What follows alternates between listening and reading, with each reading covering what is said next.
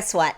Your body's quirks could unlock the mysteries of one of literature's most talked about books, Ulysses by James Joyce. And who better to guide us through this than the father of psychoanalysis, Sigmund Freud himself? Let's explore how Joyce uses the nitty-gritty of bodily functions to play out Freud's psychological dramas. Let's go. James Joyce, a literary rock star of the early 20th century, broke all the rules with Ulysses, a book that changed the game for writers everywhere. His knack for diving into the human mind and playing with storytelling forms makes him a figure you can't ignore. Plus, psychologically speaking, he was all about exploring what makes us tick.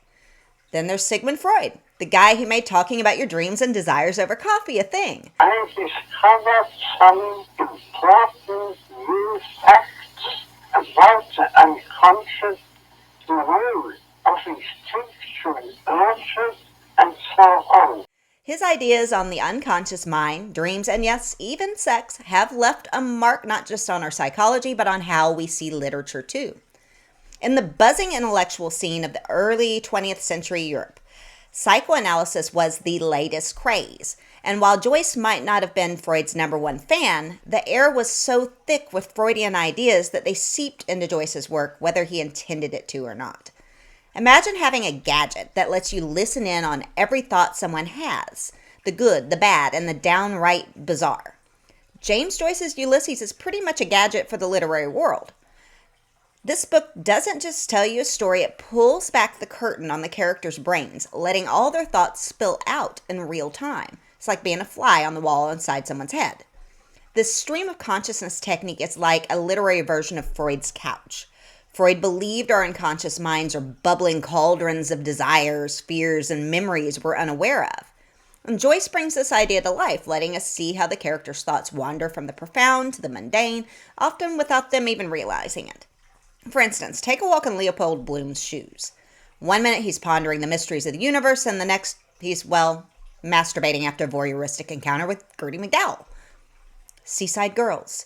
Then I saw her, to look. You leaned against a gentle feeling, and I. Done. This passage, while oblique, reflects Joyce's method of suggesting rather than explicitly detailing sexual acts, mirroring the internal, often fragmented thoughts of his characters. The ellipses and repeated pronouns convey Bloom's fragmented state of mind, his arousal, and the act of masturbation without explicit description. Joyce's portrayal is significant for its time, addressing a subject considered taboo, and doing so in a way that intertwines the physical act with the psychological depth of the character experience in it. Not everyone feels this way, though, chalking up the plot to a sequence of bodily functions and insignificant activities. Stephen, he ruminates and debates. Mr. Bloom, he defecates and masturbates. They break stuff, flee, and end up urinating together in Bloom's backyard. But I'd argue that Joyce nails this switch from high to low, from existential to everyday, perfectly. And it's pure Freud, showing us that our unconscious isn't just about repressed desires or childhood traumas. It's also where we store the recipe for that sandwich we love. Through Joyce's words, we get an all-access pass to the inner workings of his characters' minds. It's a chaotic whirlwind tour, but also deeply human. When James Joyce decided to detail the bodily functions of his characters in Ulysses, he wasn't just being bold, he was throwing the doors open to a room most writers wouldn't even peek into.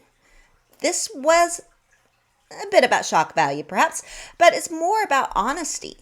Joyce understood that to truly portray a person, you can't just ignore the parts of them that society deems unmentionable. Now, with this focus on primal instincts, Freud would have been nodding along enthusiastically.